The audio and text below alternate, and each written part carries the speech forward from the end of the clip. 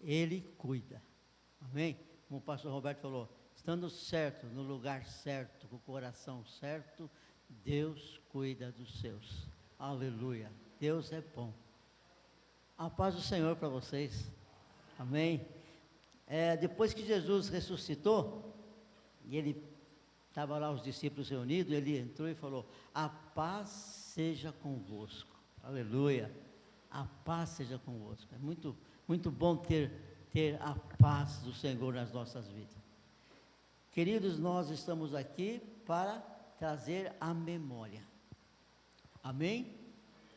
Estamos aqui para trazer a memória do que o nosso Senhor fez por nós. E eu quero ler a palavra que todos vocês conhecem, mas é a palavra de Deus. Paulo fala assim, porque eu recebi do Senhor esse ensinamento que passei para vocês, que o Senhor Jesus, na noite que foi traído, pegou o pão e deu graças a Deus.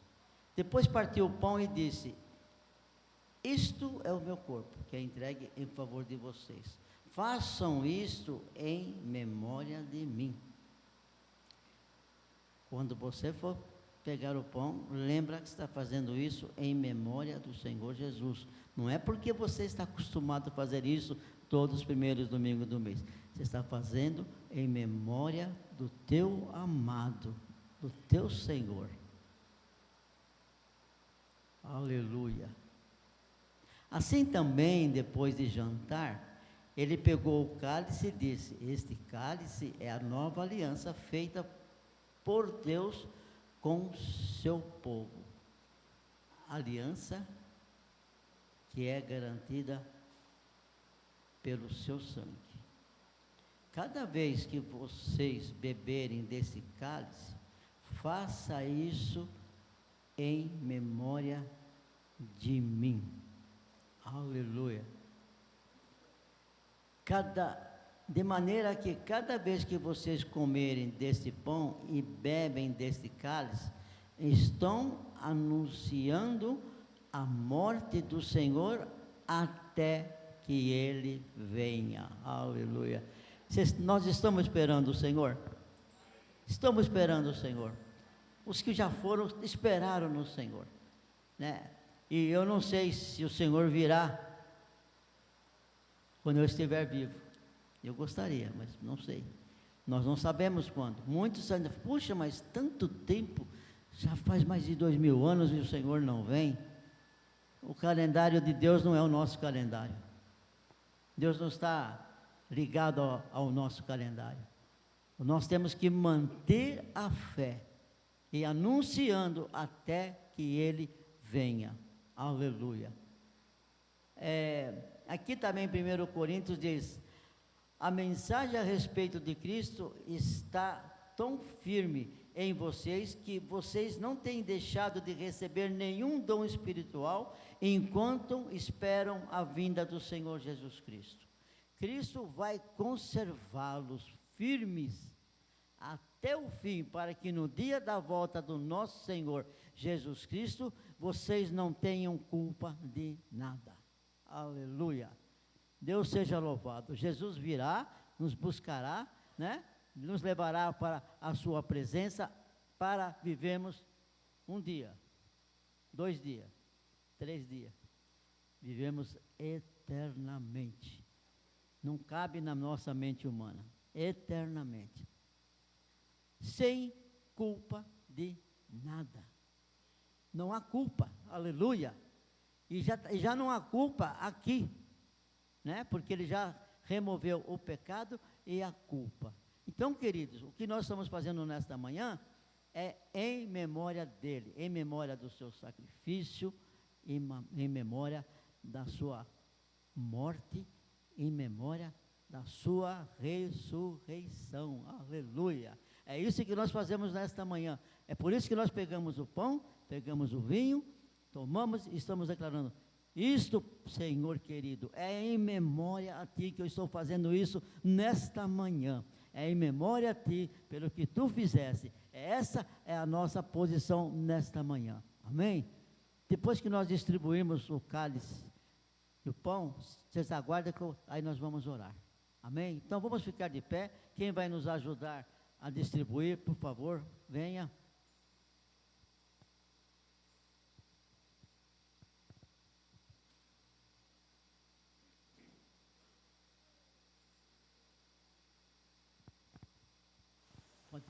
Pode.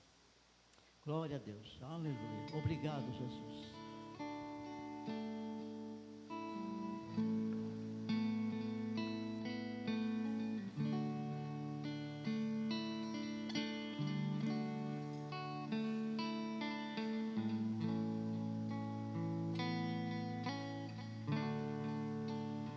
Em comunhão,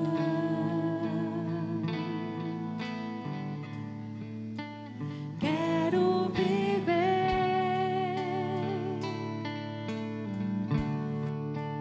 com meus irmãos e assim crescer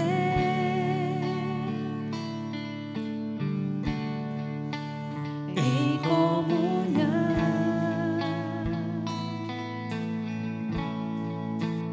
Quero viver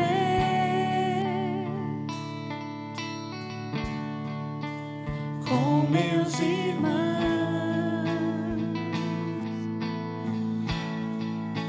e assim crescer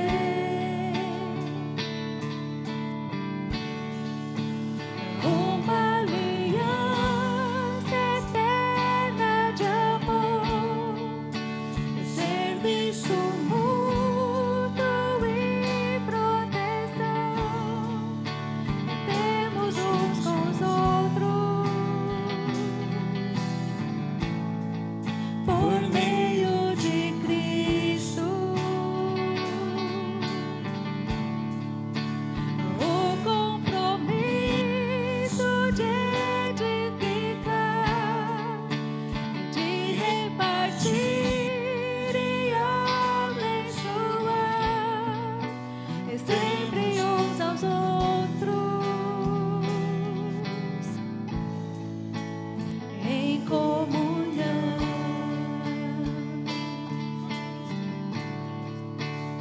O compromisso de edificar,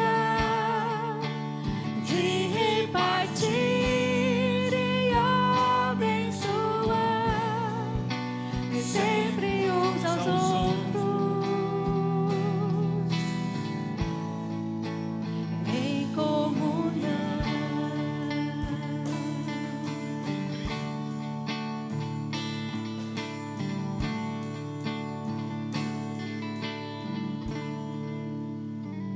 Glória a Deus. Aleluia. Aleluia. Todos foram servidos? Amém? Então vamos orar agradecendo ao Senhor. Amém? Faça a tua oração de agradecimento. Obrigado, Pai. Muito obrigado. Pai querido, aqui está a parte do teu povo, tua igreja, que faz este ato em memória ao Senhor, por aquilo que o Senhor fez naquele dia, há tanto tempo atrás, e chegou nesse dia até nós, e nós somos salvos e remidos por aquele sacrifício bendito. Pai, que glória sentiram aquelas pessoas que chegaram no túmulo e não tinha nada. Aleluia, bendito seja o Senhor por isso. O Senhor ressuscitou, aleluia, bendito seja o teu nome por tudo que o Senhor tem feito, por tudo que tem nos dado. O Senhor tem sido bom e misericordioso com as nossas vidas. Muito obrigado, Senhor. E nesta manhã nós declaramos com este ato que estamos te aguardando, te esperamos, Senhor. Estaremos esperando o Senhor, esperamos a sua volta gloriosa, assim como está escrito. Que a graça e a bênção do Senhor seja sobre o teu povo neste dia, no nome de Jesus. Amém, Senhor. Vamos somar.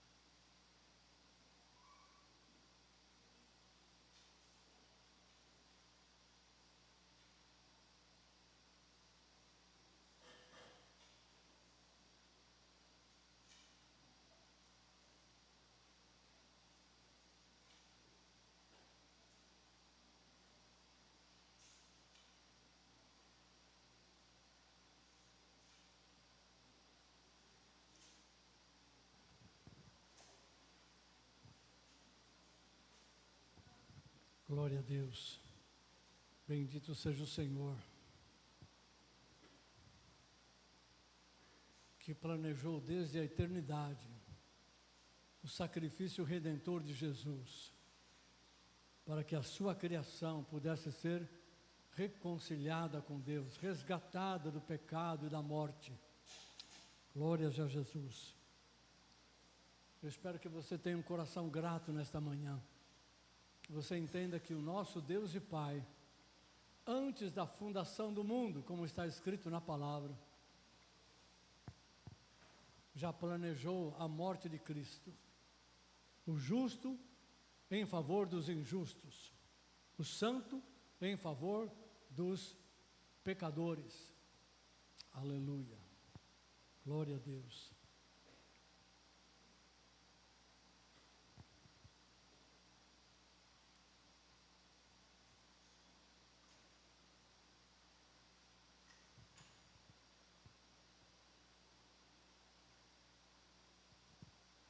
Nesta manhã nós gostaríamos de avançar um pouco mais no tema que nós estamos compartilhando com a igreja.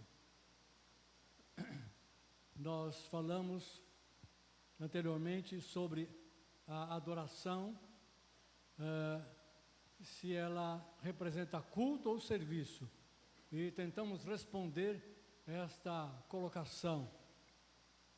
E a Bíblia tem muito para falar a respeito de adoração, mas nós estamos escolhendo algumas coisas, alguns pontos que podem nos ajudar a dar um entendimento geral e ao mesmo tempo ter uma instrução suficiente, necessária para viver uma vida de adoração e não apenas adorar ou cultuar em alguns momentos da nossa vida, seja na semana, né? Ou quando estamos reunidos como igreja no culto. A adoração não é apenas aquilo que nós fazemos no momento em que estamos reunidos, né? Como igreja, com ou sem música, com ou sem cântico. Nós acostumamos a dizer, nós vamos adorar ao Senhor agora, e usamos lá a música, o canto para cantar alguns cânticos, etc. E quando a igreja não está usando música ou cântico para uma adoração, para um louvor ao Senhor, parece que aquilo não é adoração. Ou quando estamos aqui reunidos, né? Então estamos adorando ao Senhor. E quando voltamos para casa e vamos nos envolver no nosso dia a dia, ali estamos vivendo uma vida no mundo. E aquilo parece que a nossa mente, nosso intelecto, aquilo não é uma adoração. Pois eu tenho uma boa notícia para você.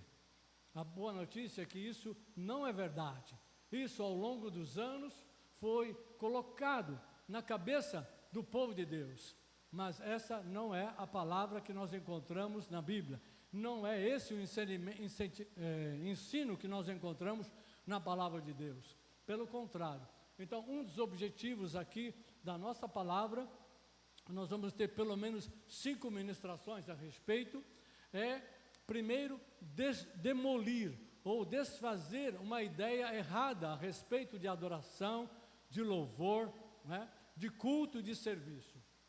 E a segunda, mais importante do que isso, é estabelecer qual é o padrão que a Bíblia mostra a respeito deste assunto. Pois bem, nós vamos continuar. Hoje nós queremos falar um pouco a respeito da adoração que está estabelecida no Antigo Testamento e que ela chega até nós, ou chega no Novo Testamento, né, para a igreja. Até porque quando Jesus veio e ele morreu, ressuscitou, estava no regime da lei, no regime do Antigo Testamento. A partir daí, um novo testamento, uma nova aliança foi estabelecida, né? Pois bem, então no Antigo Testamento, você tem no tabernáculo de Moisés e também no templo de Salomão, né, até a vinda de Jesus, um padrão em que havia uma classe sacerdotal, né, a família de Arão, junto com a tribo de Levi, que ministrava ao Senhor as coisas sagradas. E o povo de Israel era chamado a servir ao Senhor e a cultuar ao Senhor da maneira que Ele mesmo estabeleceu, né? E com o conhecimento que Ele deu para que eles assim o fizessem, de tal modo que a adoração ou o culto prestado pelo povo de Israel fosse aceitável ao Senhor. Então, esse é o primeiro ponto. Deus fez uma aliança com o povo de Israel. E nessa aliança, Ele tirou esse povo do Egito, de uma escravidão, trouxe para si, lá no Monte Sinai, onde Ele falou com Moisés, né? Trouxe ali, e ali Ele deu a sua palavra. Ali Ele deu os 10 mandamentos, com uma forma muito resumida de toda a lei, de todo o ensinamento do Senhor. E deu o restante também, de tal modo que Moisés pôde escrever isso e ficar registrado para que o povo vivesse essa lei ou esses ensinamentos. E ali fez uma aliança, que nós chamamos de antiga aliança, né? Ou velha aliança. Hoje em dia, os seminários chamam de Primeiro Testamento, né? Mas enfim, então ali ele chamou o povo de Israel. E se você ler Êxodo, capítulo 19, versículos 5, 6 a 7, você vai ver o centro da aliança. Deus chamou todo o povo para andar com Ele, ouvir a sua voz, ter uma vida de devoção ao Senhor.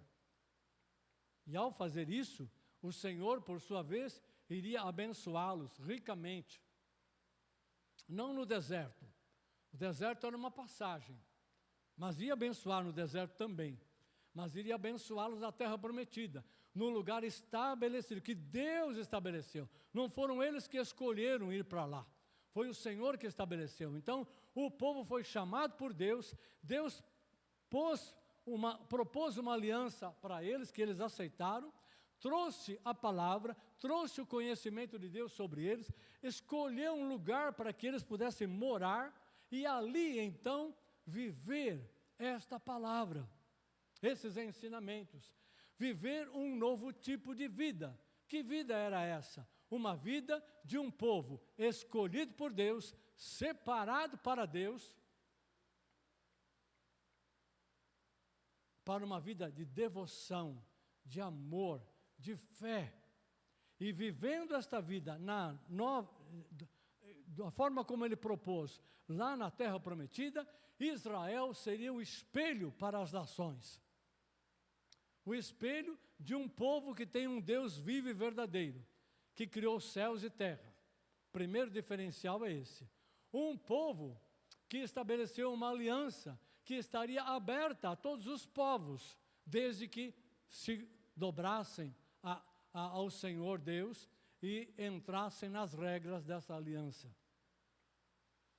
E o tipo de vida que Israel estaria vivendo, né, mostraria para as outras nações qual é a forma de viver estabelecida pelo Deus que criou os céus e terra e todas as coisas. Muito, muito diferente dos deuses que as nações estavam adorando, dos ídolos que as nações adotaram para se abençoar.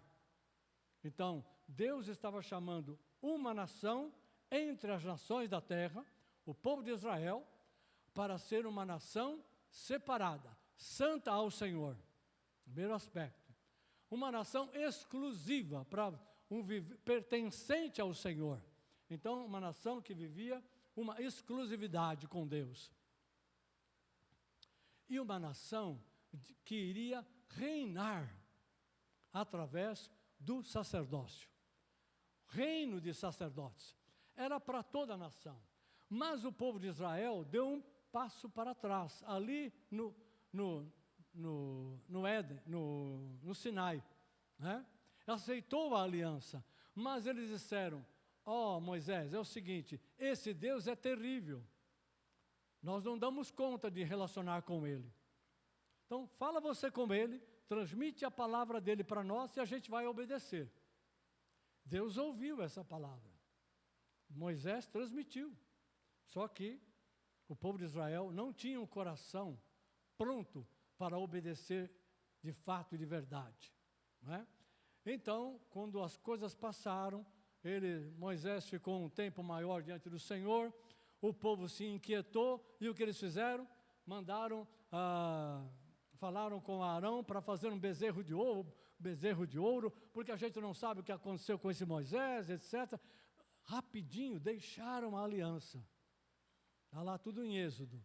Quando Moisés desceu e ele viu aquilo, Deus falou para ele, desce, porque o teu povo quebrou a aliança. O teu povo. E aí Moisés desceu, quebrou as tábuas da lei diante deles, né? Moisés tinha 80 anos. Ele quebrou as tábuas de pedra, tá? Para mostrar que eles haviam quebrado a lei do Senhor.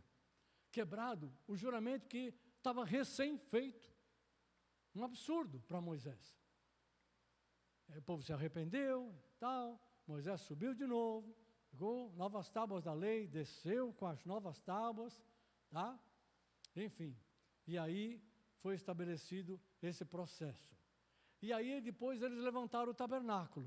O tabernáculo veio da parte de Deus. Deus deu toda a instrução do que eles iam fazer, como construir e o que eles iam fazer lá. Então, no tabernáculo, que é uma tenda móvel, portátil, eles iriam celebrar a presença de Deus no meio deles, né? Considerando também que havia 2 sinais no meio deles. De dia havia uma nuvem que cobria o povo de Deus, aquela região, para eles não ficarem debaixo de um sol de 50 graus de calor que faz no deserto, e à noite havia um clarão muito forte, promovido por um fogo que estava por cima do acampamento. Outra coisa importante que ali havia é que Deus deu a ordem, instruiu como é que eles deviam ficar no deserto. Como é que eles iam andar, como é que eles iam parar e ficar no acampamento, né? O tabernáculo ia ficar no centro. E ao redor, as tribos. E foi estabelecido 12 tribos. 3 tribos para o norte, 3 para o sul, 3 para o leste, 3 para o oeste. E a tenda de Moisés ficava ali próximo ao tabernáculo, a tenda da congregação, eles chamavam. Então, tudo isso foi estabelecido. Na hora de sair, havia uma ordem. Os levitas desmontavam o tabernáculo, iam carregar todos os pertences, os sacerdotes levavam a arca em varais, né, iam à frente. E depois as tribos, uma por uma, e tinha uma ordem definida, qual era a primeira, a segunda, a terceira, e aos poucos iam saindo. Você imagine 1,5 milhão, 2 milhões de pessoas, não temos o número certo, né, mas seguramente mais de 1 milhão de pessoas. Eu estou chutando por baixo. Sair, como é que ia fazer, né? Então, tudo estava definido, numa perfeita ordem, em harmonia, na relação com Deus. E nesse movimento, a arca e o tabernáculo ficavam no centro, para mostrar que Deus era o elemento central daquele povo. E que quando eles saíam das tendas deles, não importa onde estivessem, e olhassem para frente, o que eles iam ver? O tabernáculo. Tem outras coisas importantes, mas eu não tenho tempo para falar sobre isso. Então, cada vez que alguém saía da tenda, ainda que tivesse outras tendas próximas, não importa, né?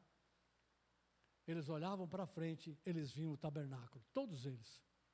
Então, viam ali o lugar da presença de Deus. Muito bem. E ali se estabeleceu uma adoração através dos sacrifícios, né? E há algumas coisas importantes que eu vou ressaltar aqui, está no meu texto, que depois do almoço eu vou distribuir, e estará lá no zap da igreja.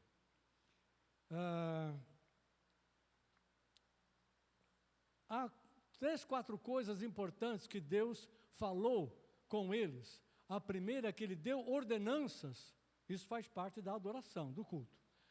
Deus deu ordenanças contra a idolatria, muito importante. Que se caísse na idolatria, eles iam cancelar tudo aquilo que Deus tinha feito com eles. Então, foge da idolatria. Segundo, eles deviam guardar o sábado como um dia santificado ao Senhor. Terceiro, eles deviam seguir as prescrições, né, que ele deu para os sacrifícios, né, seja do pecado, seja de ações de graças, assim por diante, né. E também ele deu as orientações e os ensinamentos de como eles deviam proceder como indivíduo, como família e como nação.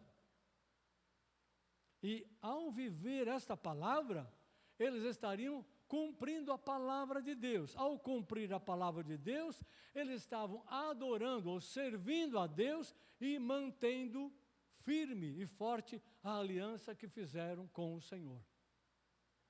Esse é o resumo da adoração que o povo de Israel foi chamado a fazer como uma nação santificada, separada, exclusiva para Deus, como um reino de sacerdotes. E a partir disso, Deus iria governar o povo de Israel. O seu governo estaria sobre Israel. E no agir de Israel, eles iriam tocar as nações ao redor. Deus seria conhecido através da vida e de tudo aquilo que o povo cria, o povo de Israel cria.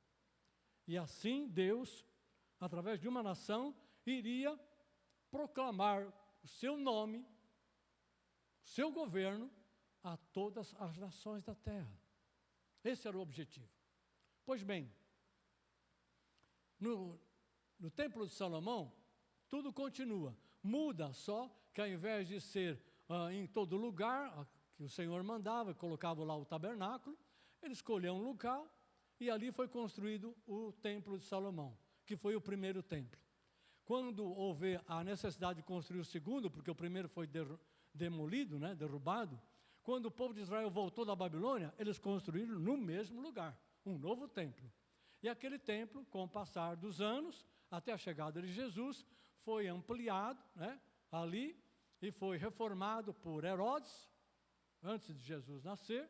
E quando Jesus nasceu e fez o seu ministério aqui na terra, era este templo que estava ali, visível e em funcionamento, com os mesmos sacrifícios, etc, etc, etc.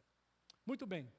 Tem uma particularidade que eu quero chamar a atenção aqui para você, que nesse período todo do Antigo Testamento, houve um tempo em que a arca da aliança ficou longe de Israel.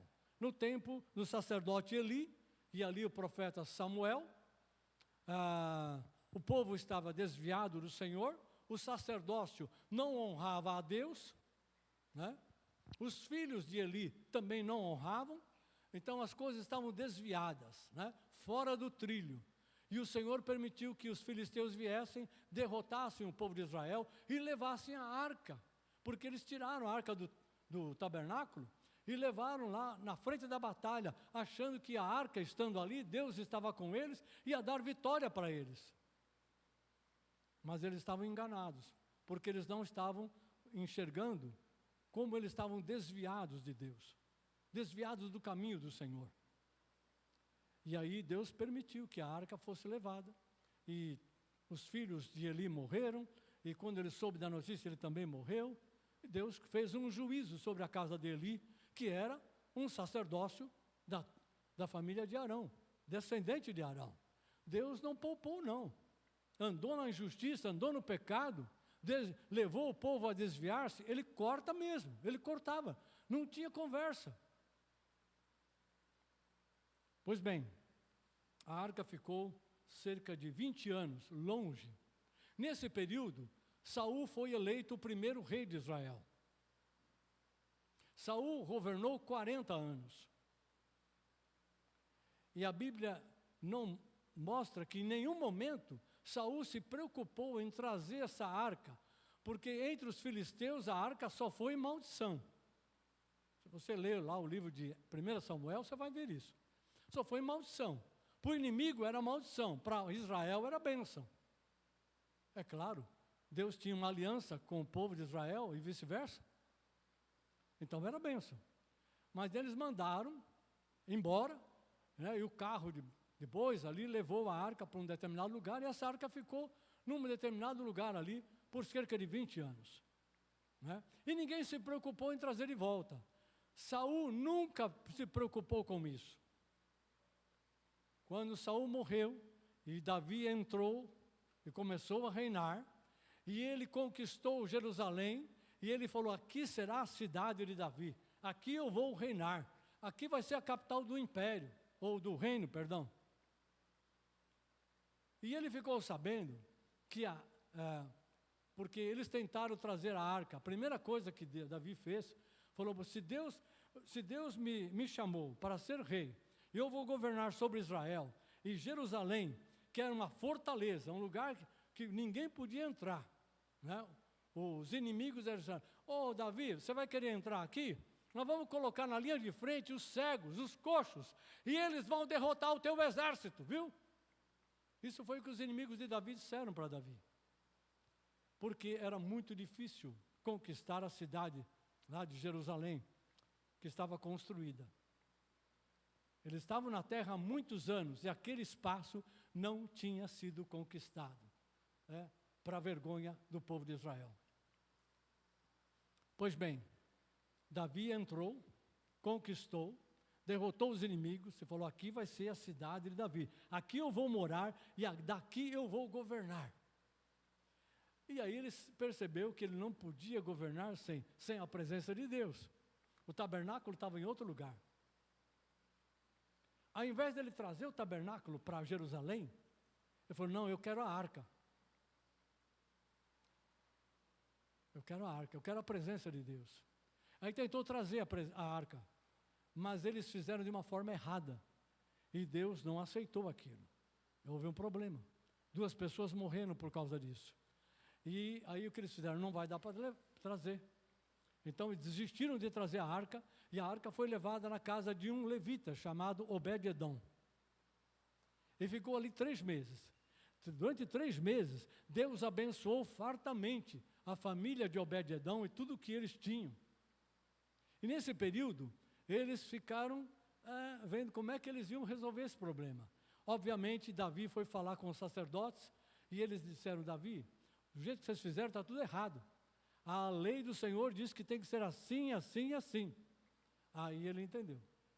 Aí ele decidiu, e voltaram, né, e fizeram do jeito certo, da forma como está descrita na palavra.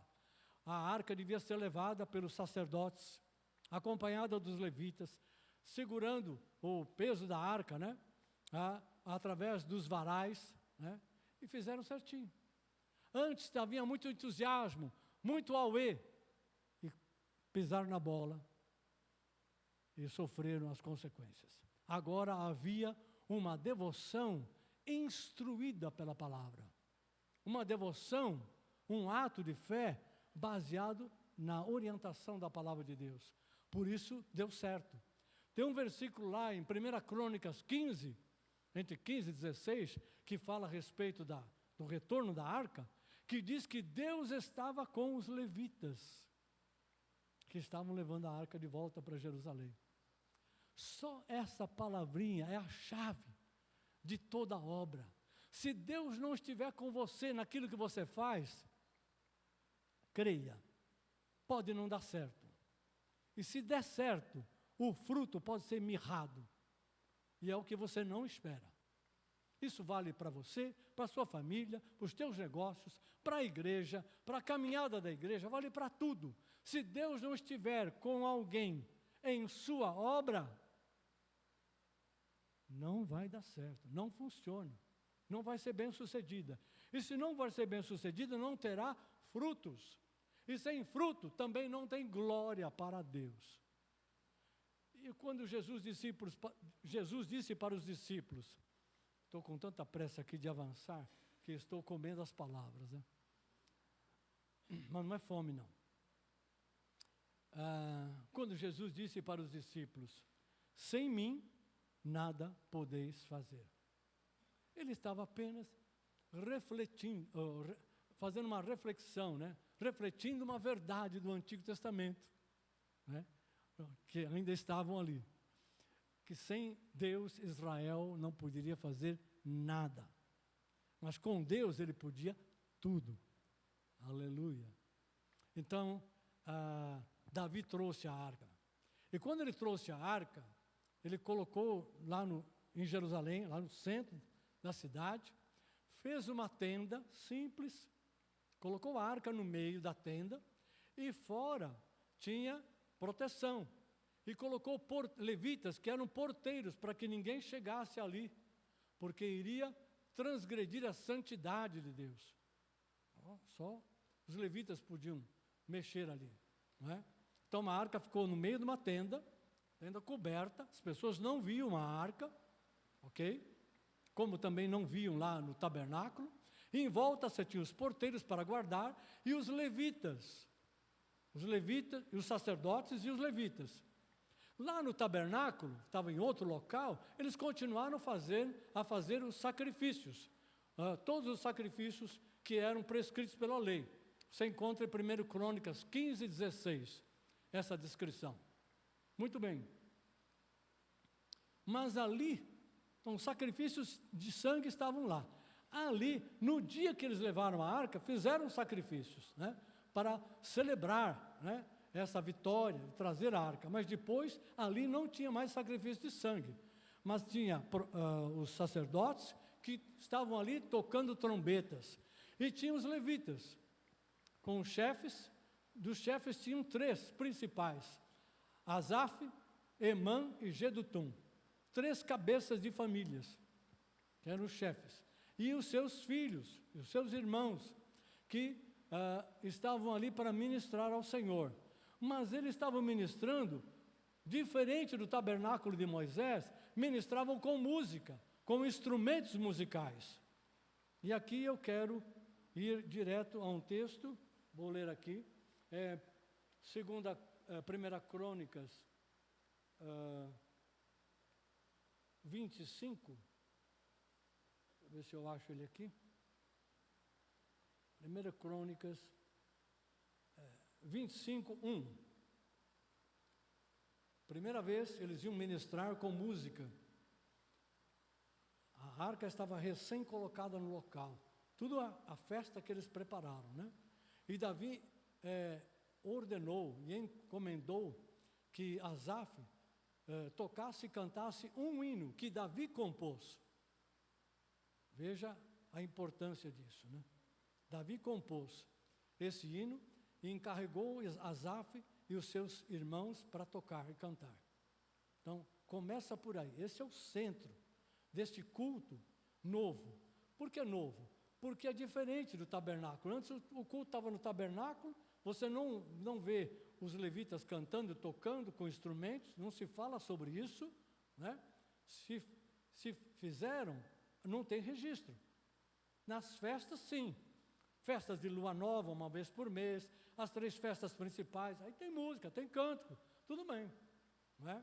Mas aí você não tem uma arca separada do tabernáculo, numa tenda simples, rodeada de levitas e sacerdotes, músicos, cantores, e que nesse dia começaram a fazer algo que ia ser um louvor, um culto ininterrupto, a adoração contínua.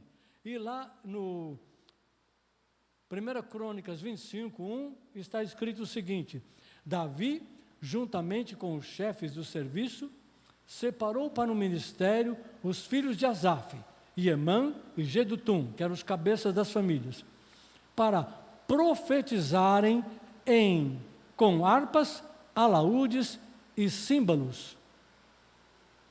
E o rol dos encarregados deste ministério foi... Aí ele continua o texto.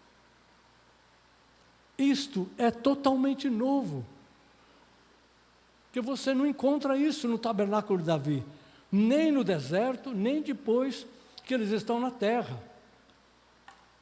Davi encarregou os levitas e os sacerdotes com as trombetas. Se você continuar lendo o texto, vai ver isso. Sacerdotes com trombetas. Os filhos de Asaf e os demais tocando e cantando louvores ao Senhor. Olha a ordem aqui, importante gravar isso. Eles iam profetizar com os instrumentos, mas eles iam cantar, eles iam celebrar, louvar e exaltar com ações de graças. Celebrar, louvar e exaltar. Os 3 verbos certinho que eles tinham que fazer no trabalho deles, com ações de graças. Só que aqui eles iam profetizar. E se você ler o texto de 1 Crônicas 16, mostra ali que Asaf, Gedutum, Emã profetizavam, tinham visões, porque ele era chamado, Emã era chamado o vidente do rei, e o vidente é o profeta. No Antigo Testamento, o profeta era chamado de vidente, e Deus se manifestava através de sonho, visão ou revelação da palavra. Veio a mim a palavra do Senhor, sonho e visão. Desta forma, Deus falava com os profetas, ou os videntes. Você encontra lá no texto outros nomes, né? Mas esses 3 eram levitas, e Deus se manifestava a eles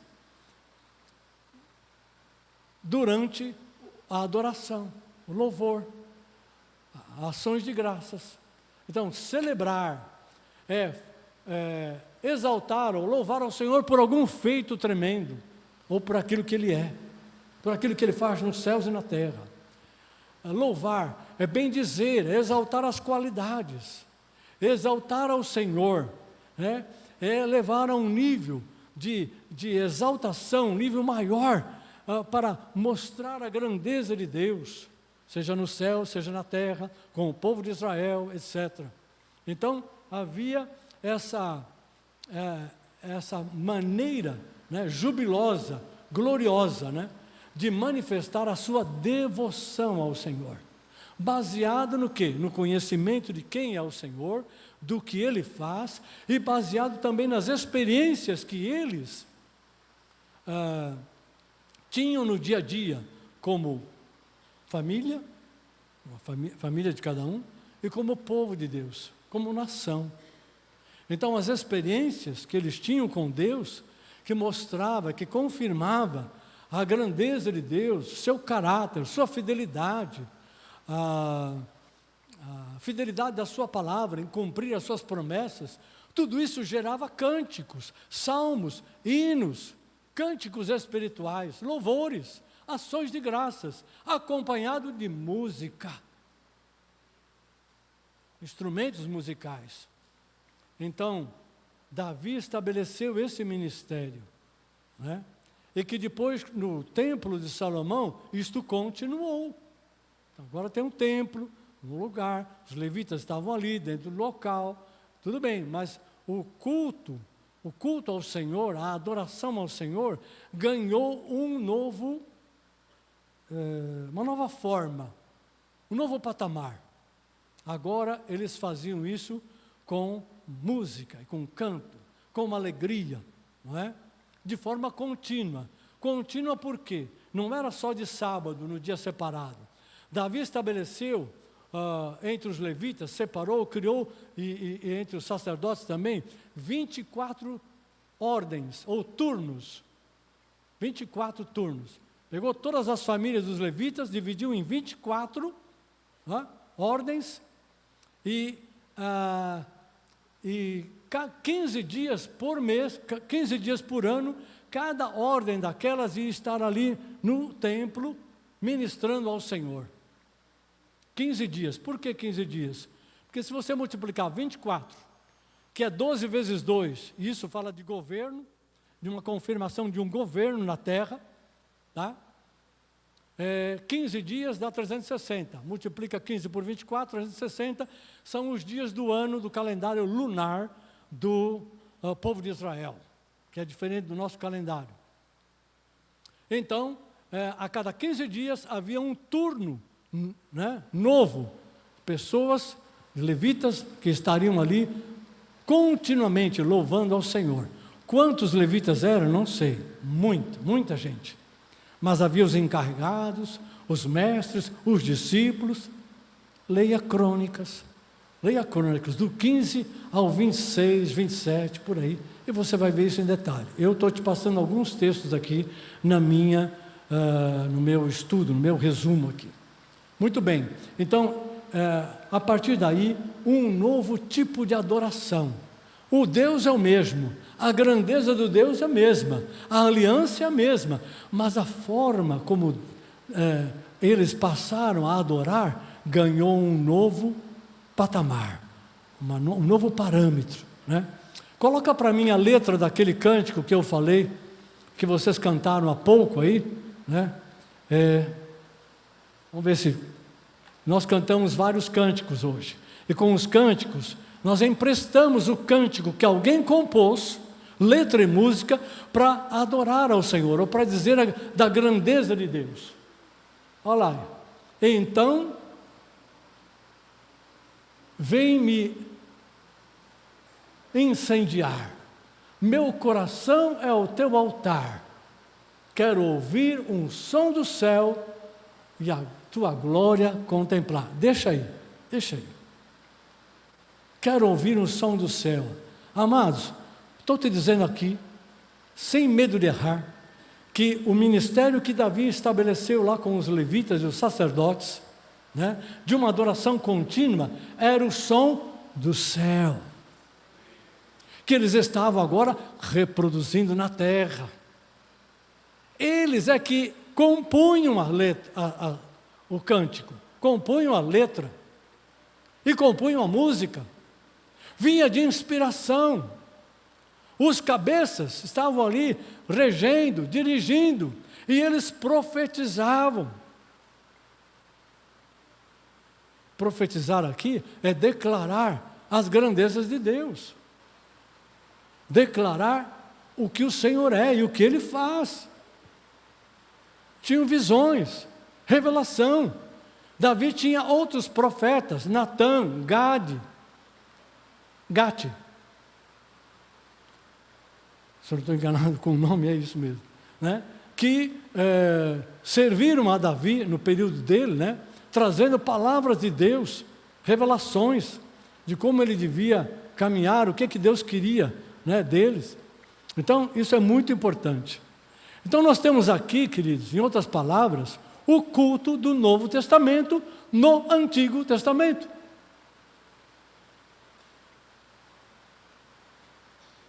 Deixa eu ver até onde eu posso ir. Mais um pouquinho só. Com o tempo, esse culto e essa adoração, né, foi se perdendo. Por quê? Porque nem sempre o descendente de Davi, que se tornou rei, né, os filhos, netos e outros, tá, eles adoraram ao Senhor, né? Muitos se levantaram lá e penderam para a idolatria. Então, esse ministério ficava sem função, né? Mas Amós capítulo 9, no verso, deixa eu ver, verso 11 ao 13, deixa eu ver onde é que está aqui. Amós capítulo 9, verso 11 e 12, ele dá uma profecia dizendo que Deus iria restaurar o tabernáculo de Davi, iria levantá-lo das suas ruínas. Ou seja, com o passar do tempo, esse ministério caiu, os reis pecaram, né? Então esse tabernáculo caiu, sofreu, né? Não estava fluindo numa verdadeira adoração.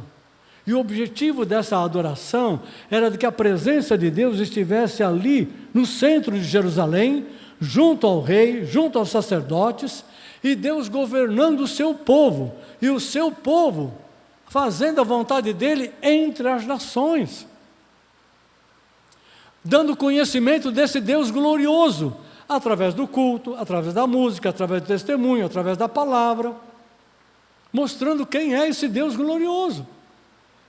Esse era o objetivo de Deus, que em parte aconteceu, mas no todo não. Por quê? Porque os reis pecaram, porque muitos pecaram, sacerdotes, os levitas, os profetas. E deu no que deu. Mas Amós falou, profetizou dizendo, da parte do Senhor, eu vou restaurar o tabernáculo de Davi. Aí você vai em Atos 15, também não vou ler aqui, para ganhar um tempinho. Atos capítulo 15, versículo 13 a 17. Você já tem a igreja primitiva fluindo, Jesus já subiu aos céus, fez a obra dele, e eles tinham uma pendência lá para resolver. Fizeram um concílio, né? Entre os pastores, os apóstolos e os presbíteros das igrejas, né?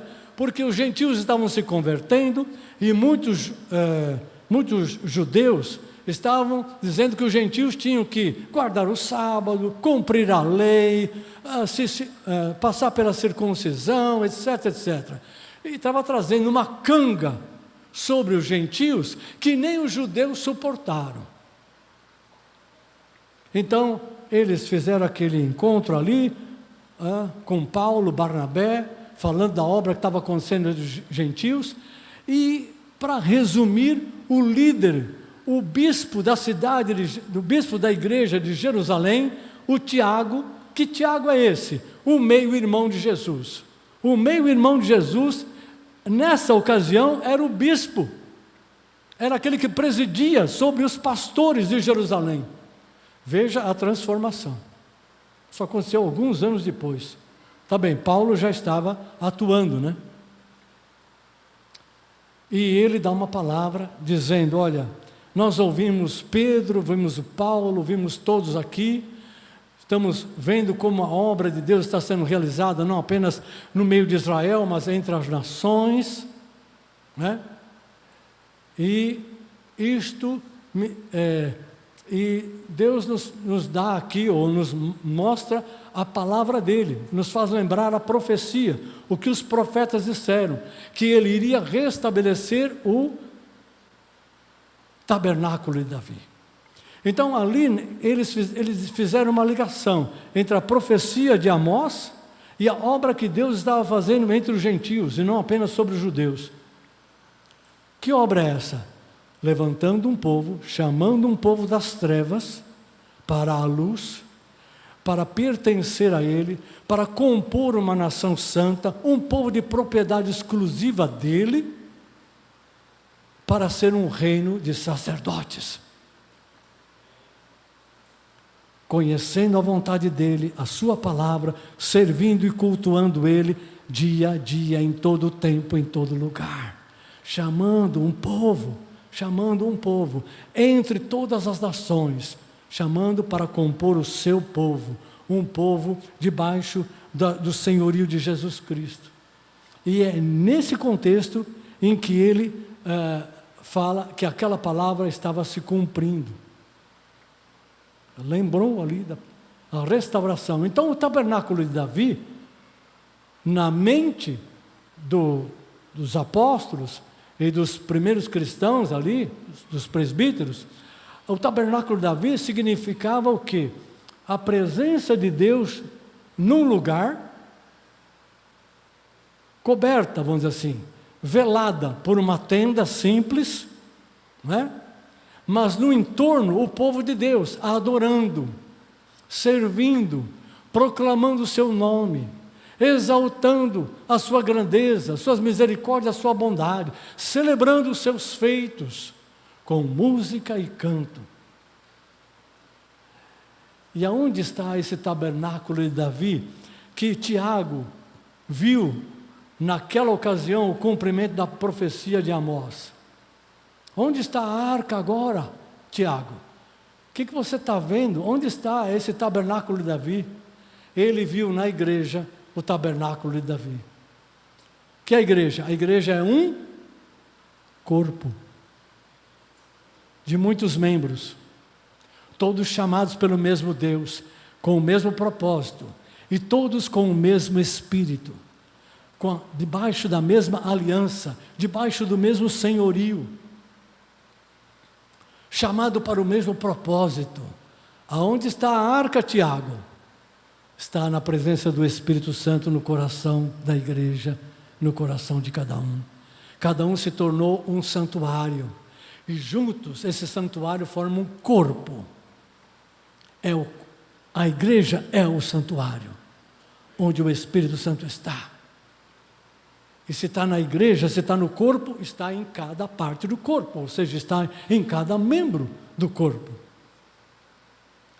E essa adoração que Davi estabeleceu lá, no Antigo Testamento, e que tinha o propósito de trazer a presença de Deus, de cultivar a presença real de Deus, de santificar o nome de Deus entre eles, seus adoradores, povo exclusivo de Deus, que tinha aliança com Ele, através da adoração, receber a manifestação de Deus, a palavra, a profecia, a visão, a revelação, o sonho, naquele contexto. Mas com o Espírito Santo, nós temos uma multiplicidade de manifestações.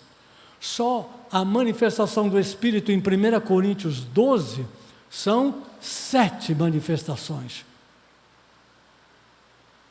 Nós temos 5 ministérios fundamentais que edificam uma igreja, mais fontes de revelação de Deus. Então, a mesma unção não, mas a graça, a unção que havia lá no tempo de Davi, com a manifestação do Espírito, na igreja é multiplicada não sei quantas vezes. Por quê? Porque Deus disse: eu derramarei do meu Espírito sobre toda a carne. E os meus filhos e filhas profetizarão, proclamarão. É a mesma coisa que está lá, em 1 Crônicas 25. É a mesma obra que aqueles 3 cabeças faziam. Profetizar, no sentido de proclamar as grandezas de Deus. Aí você vai lá em 1 Pedro, capítulo 2, versículo 9 e 10, e vê Pedro falando: vós, porém, sois povo eleito, sacerdócio real, nação santa, povo de propriedade exclusiva de Deus, chamado para proclamar, chamados das trevas para a luz, para proclamar ou profetizar as grandezas de Deus. Então, o nosso culto, seja aqui, seja na sua casa, seja em qualquer lugar, onde houver 2 ou 3 reunidos em nome dEle, você já sabe o que acontece. O Espírito Santo está ali. Ele está ali na vida dos adoradores. Então, ali deve haver um culto ao Senhor. Esse culto pode acontecer de tudo, que você nem consegue imaginar. Por quê? Porque o povo de Deus é um povo profético. É um povo que conhece a Deus, que vive com Ele, anda com Ele e proclama, manifesta através da sua vida, do seu testemunho, aquilo que Deus está sendo realidade em você, na sua família. Isso é adoração, isso é culto. Essa é a vontade de Deus para o seu povo. Amém? Glória a Deus. Dá tempo de nós louvarmos ao Senhor com um cântico. E eu gostaria de chamar vocês aqui para louvar ao Senhor. Vamos cantar este cântico novamente, reafirmando isso. Quero que você não apenas cante, ore, declare que você está desejando ser incendiado pelo Espírito Santo. Que o seu coração é o altar, é o santuário para a habitação e manifestação de Deus. E não é porque você é bonzinho, não. Não é porque você e eu somos bonzinhos ou fazemos coisas boas. É por causa da graça de Deus. Deus nos escolheu para isso. Não lute contra Deus. Não resista ao Espírito Santo. Aceite andar no caminho do Senhor. Busque a vontade de Deus. Você quer bênção para a tua vida, para a tua família? Você não imagina quanto Deus quer mais do que você mesmo. Mas Ele quer que você ande na vontade dEle. Que você pratique a fé que você está aprendendo através da palavra de Deus. Estou esperando, pode subir. Aleluia. Vamos ficar em pé, amados. Vamos ficar em pé. Glória a Deus. Estou sem guitarra.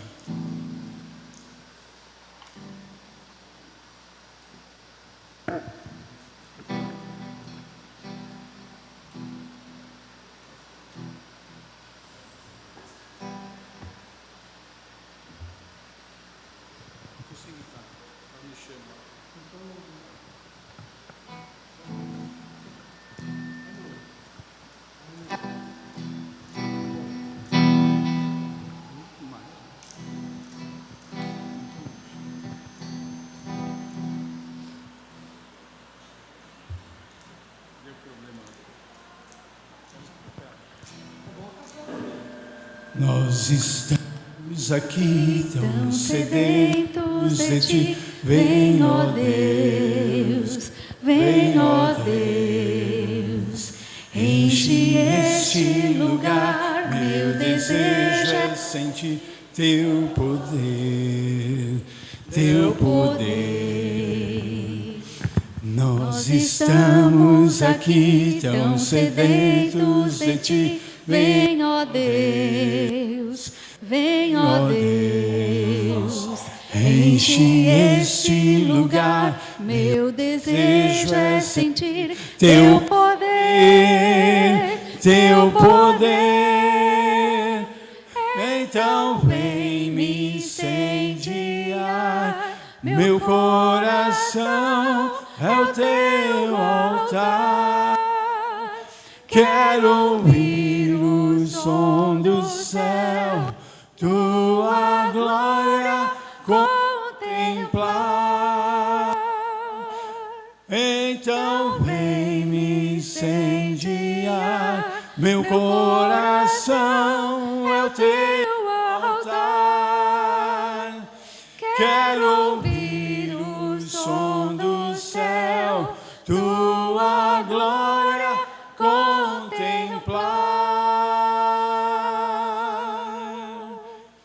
Te damos honra,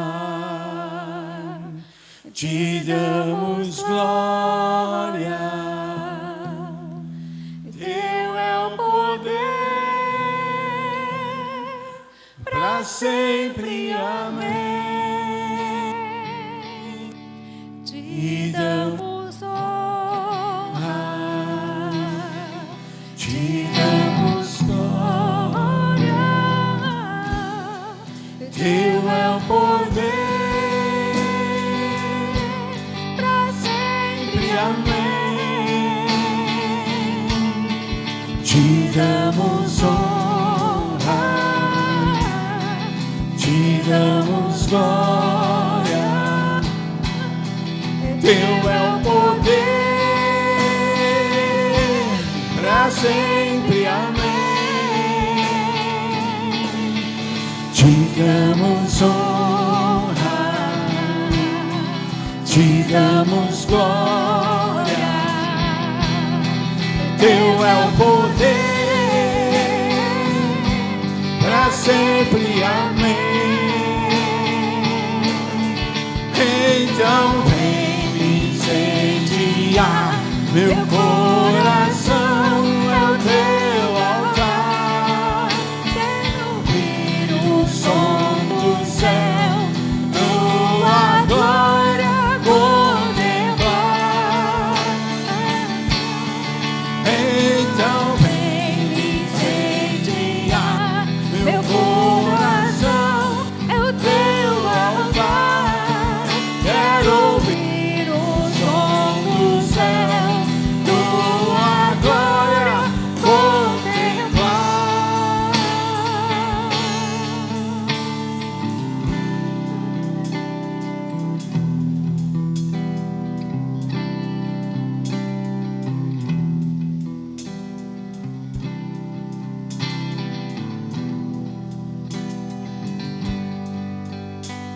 Aleluia. Que assim seja, Senhor. Que assim seja, igreja. Amém. Aleluia. Não fala um amém para mim. Fala para Jesus. Para Jesus é amém. Amém, Jesus. É isso mesmo que eu quero. É por isso mesmo que eu estou ansioso. Eu estou ardendo dentro de mim por isso, Senhor. Faz em mim, faz em minha casa, faz na sua igreja, faz neste lugar.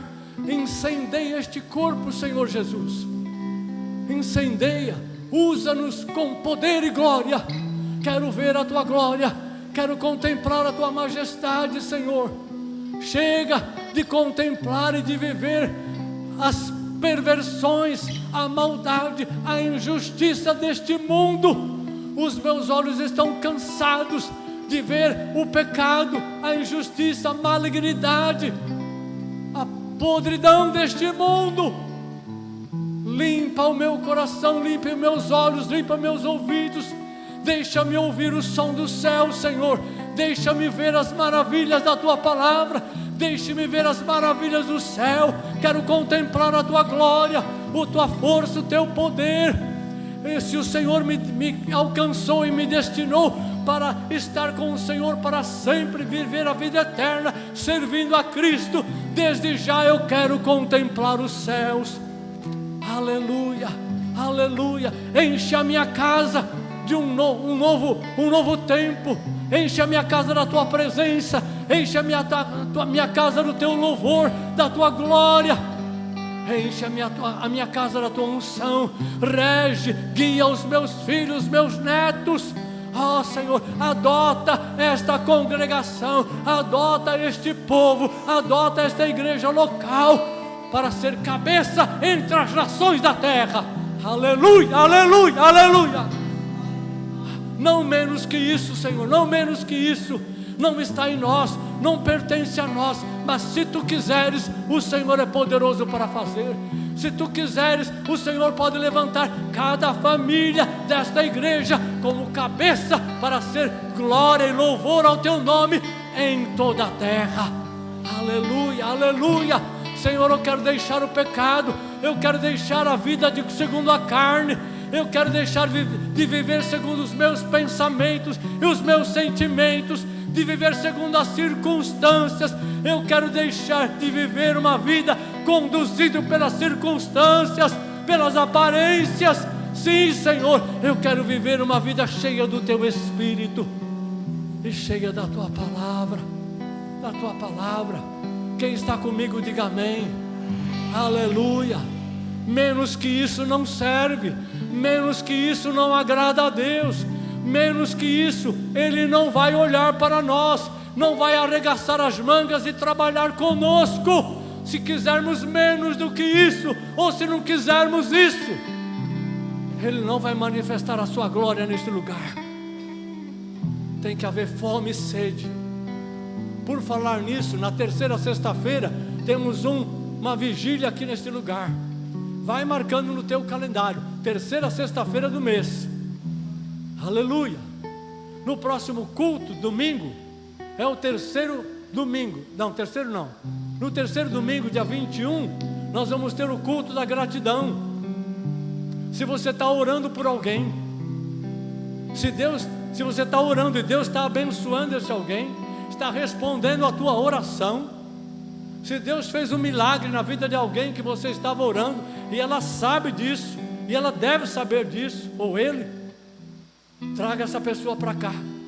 Vem aqui e diga: essa pessoa estava assim, eu orei por isso e Deus fez. Venha dar glória a Deus. Não faça como aqueles leprosos, que tinham 10 leprosos lá, todos foram curados, mas só um voltou para dar glória a Deus. É tempo de dar glória a Deus. É tempo de manifestar os feitos do Senhor. É tempo de dizer que Deus é o mesmo ontem, hoje e será sempre. É tempo de mostrar para esse povo, para esta terra, que Deus é real, que Deus é verdadeiro e que Cristo é Senhor, Cristo é Salvador. Joga a vergonha para fora. Larga as coisas que estão obstruindo a tua vida espiritual. Faz um reconcerto com Deus. Se reconcilia, converte o teu coração. Não importa o que você tenha que fazer, mas está na hora de assumir o teu lugar, o teu papel. Lugar em Deus e o teu papel em Deus. como povo santo, povo de propriedade exclusiva de Deus, reino de sacerdotes. Você não está aqui para ser abençoado, para alcançar bênçãos que no mundo você não alcança, segundo o padrão do mundo, mas buscando a Deus pela via espiritual. Eu vou alcançar carro novo, vou alcançar um salário melhor, um emprego melhor, vou alcançar uma casa nova. Se é essa a tua preocupação, você está perdido, precisa se converter.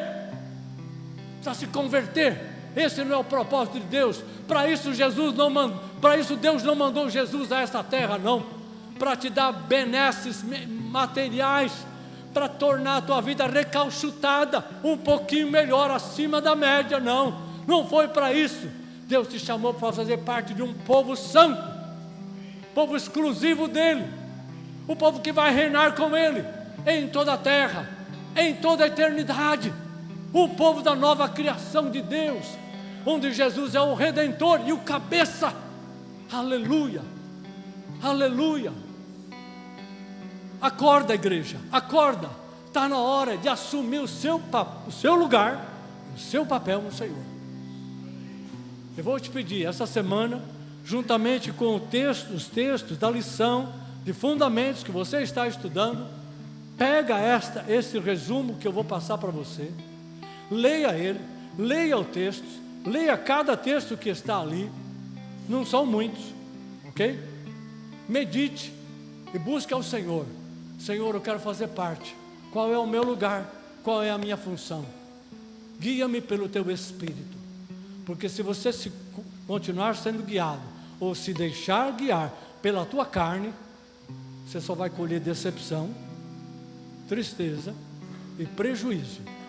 Mas se você for guiado pelo Espírito Santo, você vai colher bênção de Deus, paz abundante, muitos frutos, muita prosperidade e glória de Deus sobre a tua vida e a tua família. Aleluia. Querido Pai, em nome de Jesus, nós estamos encerrando este culto, esta reunião, mas o nosso culto ao Senhor continuará. Onde estivermos, estaremos cultuando ao Senhor, dando ao Senhor a glória que lhe é devida, fazendo a sua vontade, temendo o seu santo nome, não praticando aquilo que não te agrada, mas fazendo aquilo que é bom, útil, proveitoso, edificante, honroso ao Senhor e ao nosso próximo. Muito obrigado por este tempo, Senhor. Obrigado por esta graça, por esta palavra, por esta oportunidade. Te louvamos pelo teu povo, te louvamos pelo propósito que o Senhor está trazendo sobre nós. Aleluia, até que o seu avivamento caia sobre nós e nos preencha completamente. Desejamos, Senhor, ser cheio do teu Espírito e cheio da tua palavra. Guia-nos neste sentido, Senhor, em nome do Senhor Jesus Cristo. Amém e amém. Um abraço a todos, Deus abençoe, fiquem na paz do Senhor. Aqueles que nos acompanham pela rede social, ótima semana a todos, Deus abençoe em nome de Jesus, amém.